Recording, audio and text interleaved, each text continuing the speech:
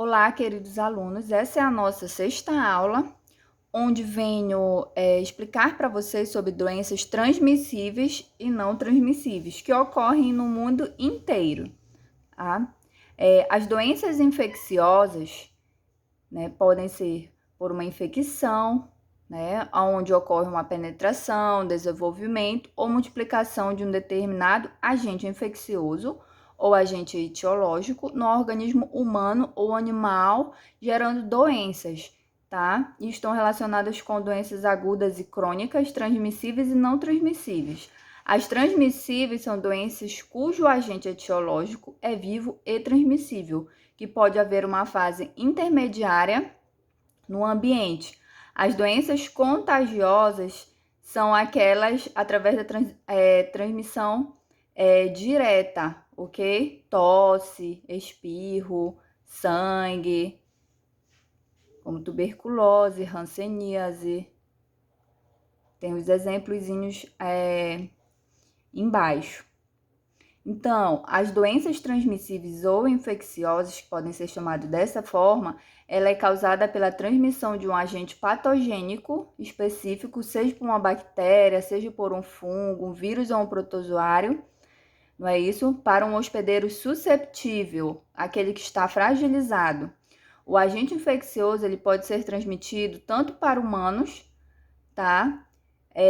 De duas formas, direta e indiretamente. Diretamente, de outros humanos ou animais infectados, indiretamente, através de vetores como mosquito, partículas aéreas e outros veículos, por exemplo, água, alimentos, ok? E direto, sangue. Doenças contagiosas, tá? São aquelas que podem ser transmitidas pelo toque, contato direto, que não tem um vetor. Já tá falando, doença contagiosa é aquela que é causada, né, pelo contato direto. E a transmissível já é diferente. Um exemplo, a malária é uma doença transmissível, mas não contagiosa. Porque a malária, ela é transmitida, o agente etiológico, através de um mosquito, não é isso? Enquanto que o sarampo e a sífilis são tanto transmissíveis quanto contagiosas. Então, as doenças que são tanto transmissíveis quanto contagiosas são chamadas de infecto-contagiosa, ok? Que são as duas coisas ao mesmo tempo, né? Contato direto e indireto. Gotículas de saliva, né? Relação sexual, não é isso? Aqui, doenças transmissíveis e doenças não transmissíveis. As doenças transmissíveis, elas necessitam de um vetor, ok? São causadas por seres vivos. Sífilis, sarampo, tuberculose, doenças não transmissíveis. Podem ter várias causas, por exemplo, deficiências metabólicas, acidentes de origem genética, tá? Como diabetes, câncer, hipertensão. Não é causada por um vírus, nem por uma bactéria, por isso que é não transmissível. A gente pode adquirir através de fatores genéticos, né, ou através da nossa alimentação. Um exemplo da diabetes tipo 2. E em relação, né, à cronicidade de uma doença, existem doenças agudas que têm uma curta duração, tá? E tem as doenças crônicas que perduram mais de 3 meses, por exemplo, a tuberculose, o tratamento é de 6 meses, né? HIV, a vida inteira, não é isso?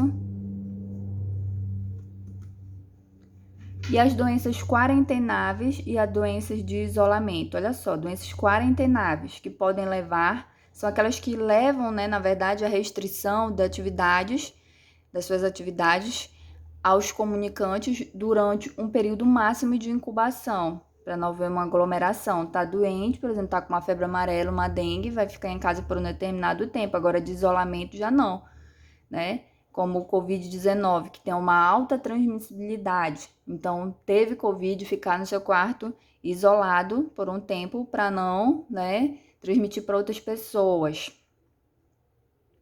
Assim é a tuberculose, né? Tem até a área do TB, onde eles ficam se tratando, ok?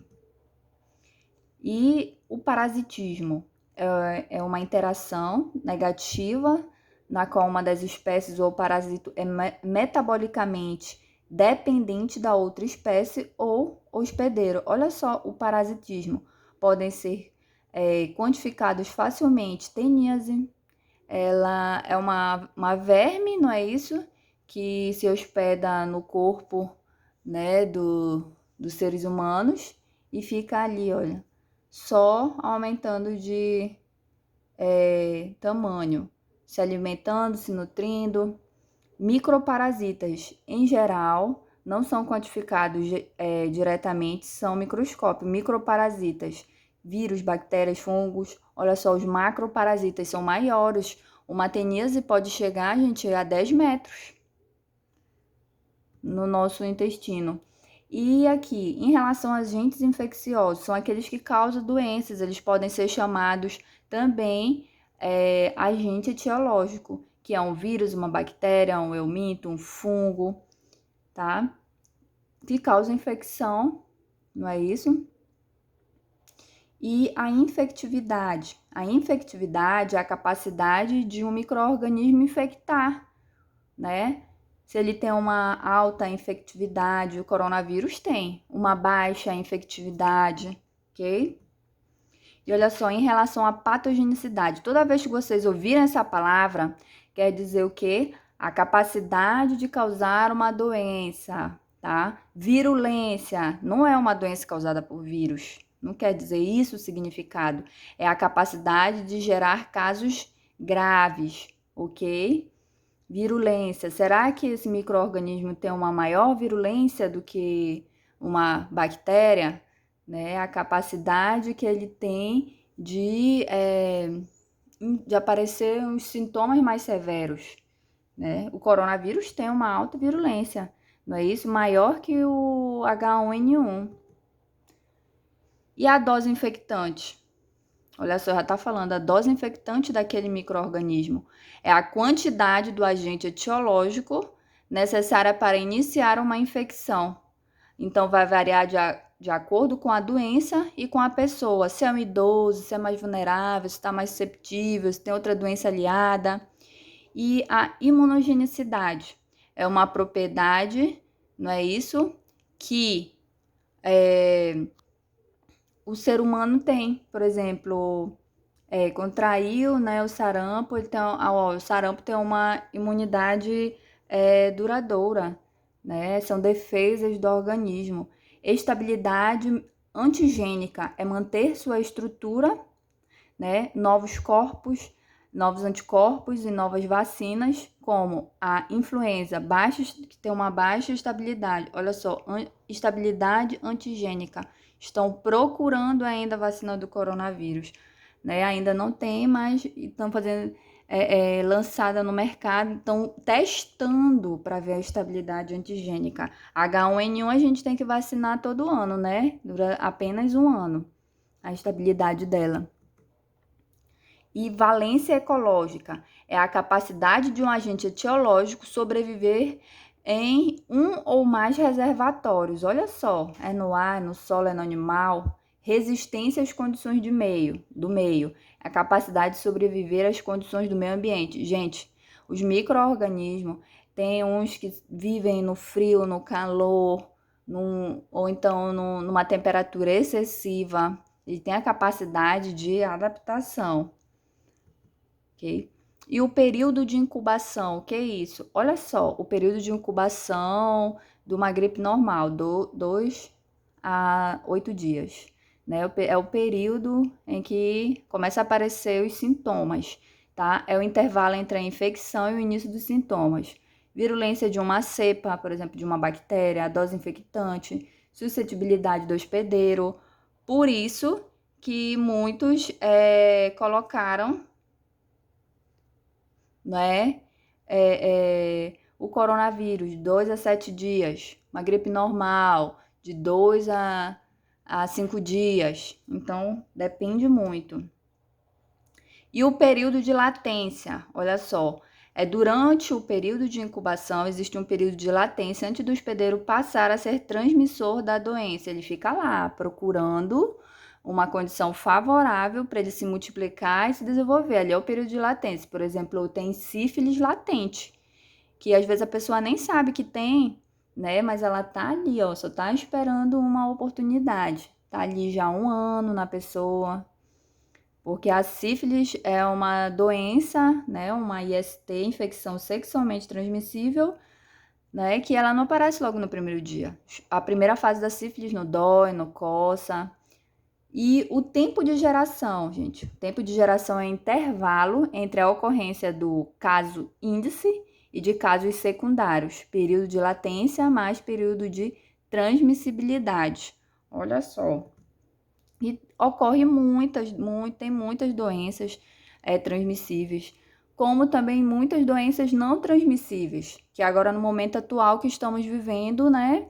Só tá falando de coronavírus, mas tem as doenças não transmissíveis como gastrite, colesterol alto. E olha só a gastrite, que ela é uma inflamação, né, aguda ou crônica da mucosa que reverte as paredes internas do estômago. Não é isso? Causando dores, desconfortos, não é? E a pessoa tem que se cuidar, porque senão gera algo maior. É uma doença transmissível, porque eu não posso passar uma gastrite para outra pessoa, não tem. Não existe, né? Isso. O colesterol elevado, né? O que é isso aí? Já pode ser fator genético, colesterol elevado, ou pela nossa má alimentação, onde glóbulos de gordura podem estar na nossa corrente sanguínea impedindo o fluxo, não é isso? Então é bastante preocupante. Então, o aumento do colesterol na corrente sanguínea pode ocasionar entupimento de veias e artérias, causando, olha só, um infarto. Ainda mais agora, em frente à pandemia, que pessoas estão praticando cada vez mais menos esporte, não estão se atentando muito às refeições e a hipertensão arterial, né? É uma doença que surge devido ao excesso de sal na alimentação. Todo alimento tem sal, gente. A gente se acostumou a colocar, né, sal novamente. A desnutrição, olha só, muita gente sofre de desnutrição, principalmente aquelas crianças da África, tá? Que é uma doença que surge devido a uma alimentação com baixa de calorias. Doenças degenerativas, que surgem devido à prática de uma alimentação com alto teor de gorduras saturadas, e isso gera sérios problemas, problema no coração, obesidade, e é muito preocupante. Gente, a aula vai terminando por aqui. Se vocês tiverem alguma dúvida, envie mensagem no chat, ok?